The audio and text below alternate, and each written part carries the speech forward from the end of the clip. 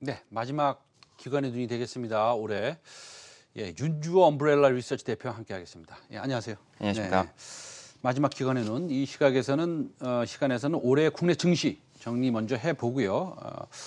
자, 투자 전문가로서 올해 국내 증시 어떻게 보셨습니까? 뭐 일단 앞서 언급해 주신 것처럼 이제 코스피 코스닥이 거의 연중 최고치를 돌파하고 있어서 굉장히 뭐 좋은 분위기죠. 사실 좋은 분위기입니다. 이고요. 그다음에 이제 뭐 아시는 것처럼 뭐 동학개미, 서학개미 해가지고 할 거 없이 이제 개인 투자 관련된 새로운 용어들이 많이 나오는 시대라고 보시면 될 것 같습니다. 근데 이제 총평을 말씀드리면은 네네. 누구에나 다 좋았던 장이지만 이제 다 좋았던 장은 아니다. 뭐 이게 좀 어려운 말일 수도 있겠는데요. 네네. 투자 전문가들한테도 20년도에는 지수 상승보다 더 초과 수익을 내기가 어려운 굉장히 힘든 장이었다라고 판단이 됩니다. 알겠습니다. 말씀하신 것처럼 뭐 동학개미가 2020년을 이끌었던 2020년의 증시의 상징이다라고 얘기해도 과언이 아닐 정도인데요. 여러 가지 측면에서 이제 과거와는 제가 20년 동안 경험했던 것과도 완전히 다른 그런 뭐라 그럴까요? 그런 양상과 특징을 보여준 것 같습니다. 우리 그 윤주호 대표께서는 어떻게 생각하세요? 뭐 저도 사실 이런 유동성 장세는 뭐 제 경력상에도 처음 겪어보는 거라서 사실은 섣부른 예측보다는 대응이 맞다라고 계속 말씀드리고 있고요.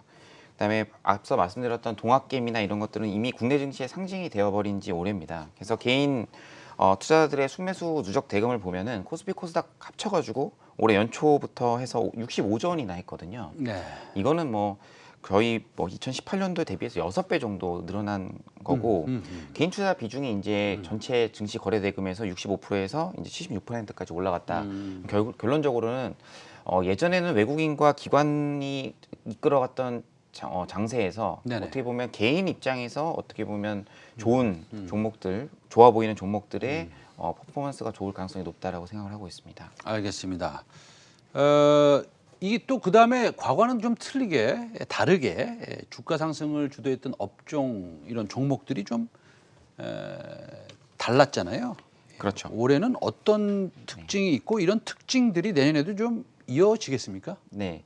앞서 말씀드린 것처럼 딱 한마디로 요약하면은 그냥 예측보단 대응이다.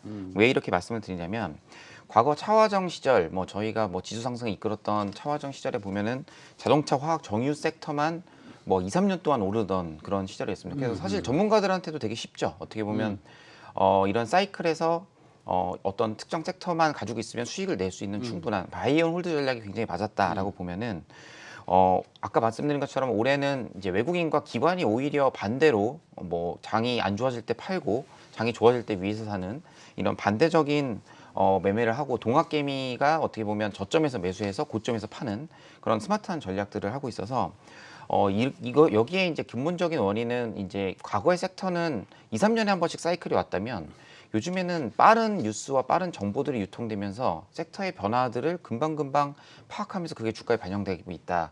그렇기 때문에 어떤 뉴스나 이런 것들이 조금만 나와도 금방 그 섹터에 대한 상승이 나오기 때문에 반영이 좀 빠르다라고 좀 볼 수 있을 것 같습니다. 알겠습니다. 네. 뭐 우리나라는 삼성전자를 제외하고 뭐 얘기를 할 수가 없죠. 삼성전자가 많이 올라가면 반도체 소부장도 안 올라갈 수가 없습니다. 네. 아무리 삼성전자가 내년에 D램 캐파를 조금 줄인다 하더라도 삼성전자의 주가가 올라가면 여지없이 소부장 종목들은 다 같이 따라 올라갈 수뿐이 없는데 오늘 삼성전자가 8만 원을 돌파했습니다. 네. 그래서 어떻게 보면 굉장히 그 마지막 날 기쁜 날입니다. 그다음에 삼성전자를 오래 투자하셨던 장기 투자자 여러분들 특별히 최성민의 빅샷에서 큰 평가를 드립니다. 이게 이제 삼성전자가 8만 원까지 왔는데 이게 밸류에이션을 보면 과거에 없던 밸류에이션으로 지금 가고 있습니다.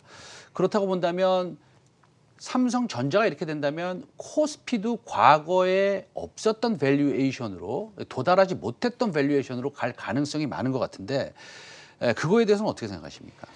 맞는 말씀입니다. 일단 삼성전자가 지수 전체의 상승을 좌지우지한다라고 해도 과언이 아닙니다. 뭐 아시는 것처럼 시가총액 비중이 25%를 넘어서고 있고 한국을 대표하는 업체임에 동시에 이제 반도체, 그다음에 스마트폰에 노출되어 있는 IT 업체죠. 어떻게 보면 이게 시크리컬이라고 볼 수 있습니다. 뭐 꾸준한 성장, 저희는 성장주로 사후적으로 판단을 하고 있지만 어떻게 보면 반도체 업종과 이런 거에 대해서 굉장히 변동성이 심한 업종 중에 하나입니다.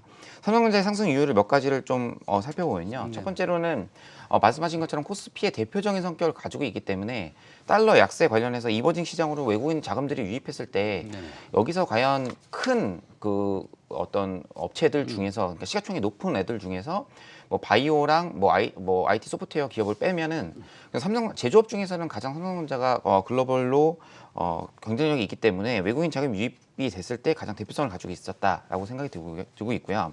두 번째로는 이제 약점이었던 이제 반도체 비메모리 쪽하고 파운드리 쪽에 이제 삼성전자가 주력을 하게 되면서 사실 아시는 것처럼 메모리 시장보다는 비메모리 시장이 훨씬 더 큽니다. 그래서 이쪽 시장으로의 진출 기대감, 그다음에 시장 점유율 확대, 이거에 대한 포트폴리오, 반도체 포트폴리오 강화된다는 점 두 번째. 그다음에 스마트폰에서는 이제 폴더블을 실제로 출시를 해서 뭐 올해는 예상보다는 많이 팔진 못했습니다만 내년도에 기대가 된다는 점, 이러한 세 가지가 결국 삼성전자의 주가의 캐탈리스트라고 생각을 하고 있습니다. 네, 저도 오래간만에 마지막 날이니까 뭐 코멘트 하나 하겠습니다. 앵커로서.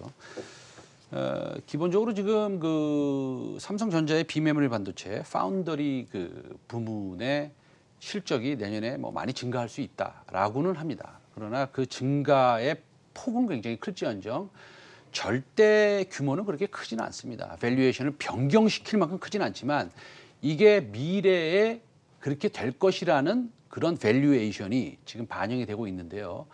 대만의 TSMC는 지금 내년 포워드 PER로요.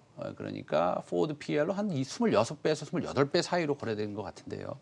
삼성전자는 거의 못 미칩니다. 당연히 뭐 많이 돼봤자 15배, 13배 이렇게 거래되고 있습니다. 그렇다고 본다면 삼성전자가 TSMC를 쫓아가는 그림을 향후 1, 2년 동안 좀 보여준다면 우리나라의 코스피 시장은 동시에 재평가를 받아서 제가 아까 그 이경민 팀장한테 얘기 드렸던 그 의미가 거기에 있었는데 사실은 15배도 충분히 거래될 수 있다라는 겁니다. 다만 여기서 이제 중요한 것은 시장의 많은 부분을 차지하는 이런 라지 캡들, 소위 대형 기술주들의 밸류에이션의 변화가 아래에 있는 소부장의 밸류에이션 변화까지 이끌어줄 수 있느냐, 이런 것은 우리가 한번 봐야겠지만 시장 전체 밸류에이션은 과거에 우리가 보지 못했던 밸류에이션으로 자동적으로 이동할 수뿐이 없는 그런 상황이 지금 되고 있다라는 겁니다.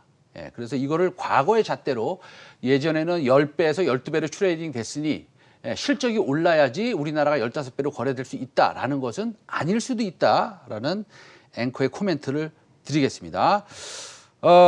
우리가 좀 키워드를 하나 좀 살펴보고 갈게요. 키워드. 일단은 자율주행 키워드 한번 뽑아보겠습니다. 네. 뭐 하실 말씀 있으시죠? 자율주행 어떻게 생각하세요? 뭐 이미 주가는 한 번씩 오르긴 했습니다만 신성장 동력으로 굉장히 큰 시장입니다. 자율주행이 되면 결국에는 뭐 최근에 얼마 전에 애플카라는 거를 뉴스로 다 알고 계실 것 같은데요. 결국에 애플이 하려는 게 자율주행에 있어서 그 내부의 컨텐츠를 팔려고 하는 거거든요. 그래서 자동차만 파는 게 아니라 자동차를 싸게 팔고 그 안에 컨텐츠를 수급하겠다. 결국엔 기간이 굉장히 오래 걸릴 수도 있고 짧게 걸릴 수도 있습니다. 그건 저희가 누구도 예측할 수 없는 거고, 다만 이거에 대한 방향성이 있기 때문에 관련된 종목들이나 어떤 시장의 수혜가 될 수 있는 종목들은 미리 좀 공부를 해놔야 된다라고 생각을 좀 하고 있습니다. 알겠습니다. 네. 일단은 제가 지금 보내드리고 싶은데요. 네. 예, 못 보내드리는 게 지금 오늘 마지막 날이잖아요. 네.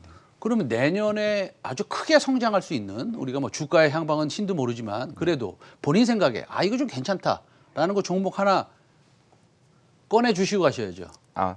일단 뭐 제가 전 좀 보수적인 편이라서 네네. 많이 올라 있는 종목들을 별로 이렇게 말씀을 잘 안 드리는 편인데요. 안 올라간 종목 말씀해 주세요. 네, 안 오르는 종목 중에 제가 TI 홀딩스를 가져와 봤습니다. TY 홀딩스? 네. 이거 뭐 쓰레기 관련주 아닌가요? 맞습니다. 네네. 예. 폐기물 관련주. 네, 맞습니다. 폐기물 산업의 특징은 이제 공급이 좀 제한적이라는 거죠. 뭐 가령 예를 들어서 지금 듣고 계신 시청자분들이 집 앞에 쓰레기 폐기물 처리장이 들어온다. 싫어요. 난리 냄새나죠. 나죠. 예, 난리 네네. 납니다. 이게 이제 님비 현상이라고 하는데요. 네. 공급이 굉장히 제한되어 있습니다. 하지만 뭐 아시는 것처럼 GDP 성장하고 쓰레기 배출량은 거의 동행하거든요. 그렇기 때문에 조금씩 수요는 성장하고 공급은 제한적인 이런 산업이라고 보시면 될 것 같고요. 그래서 최근에 보면은 이제 쓰레기 폐기물 관련된 뭐 코엔텍이라든지 KG ETS, YN텍 이런 업체들의 주가 흐름이 굉장히 좋았는데 유독 이 TSK라는 업체를 가지고 있는 TY홀딩스만 주가가 안 됐습니다. 그렇게 안 된 이유에 대해서 네. 생각을 좀 해보면 아무래도 자회사 홀딩스로 이제 지분을 갖고 있기 때문에 네네.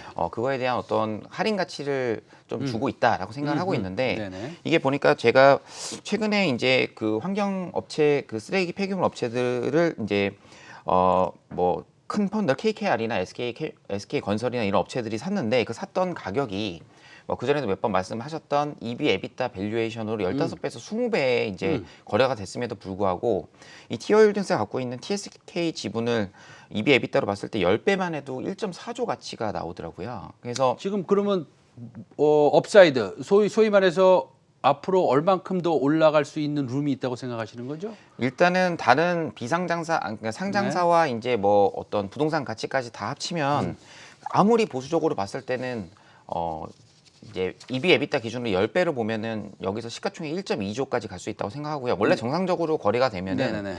이게 EV 에비타로 봤을 때 15 홀딩스 회사의 디스카운트 요인까지 다 생각하시고 말씀하시는 겁니까? 그거는 아직 말씀하세요, 설명드리겠습니다. 그러면요. 네네. 네. 15배로 줬을 때는 네. 시가총액이 홀딩스 디스카운트 30% 하더라도 네. 1.5조까지 이제 업사이드가 가능해서 네네. 일단 다운사이드가 저는 적다라고 생각합니다. 이제 아하. 저는 사실 업사이드 큰 것보다는 다운사이드로 왜냐면 장이 좋은데 네네. 제 주식만 꼭지에 사가지고 빠지면 굉장히 슬프잖아요. 그래서 저점에 있는 종목들 중에 네. 좀 내가 가져가서 포트폴리오 차원에서 가져가면 괜찮지 않을까 이런 생각을 하고 있습니다. 알겠습니다. TY 홀딩스 제가 한번 유심히 지켜보겠습니다. 네, 그 알겠습니다. 빠지면 전화하겠습니다. 연락 주십시오. 알겠습니다. 지금까지 윤주 엄브렐라 리서치 대표였습니다. 오늘 말씀 잘 들었습니다. 예. 감사합니다. 네.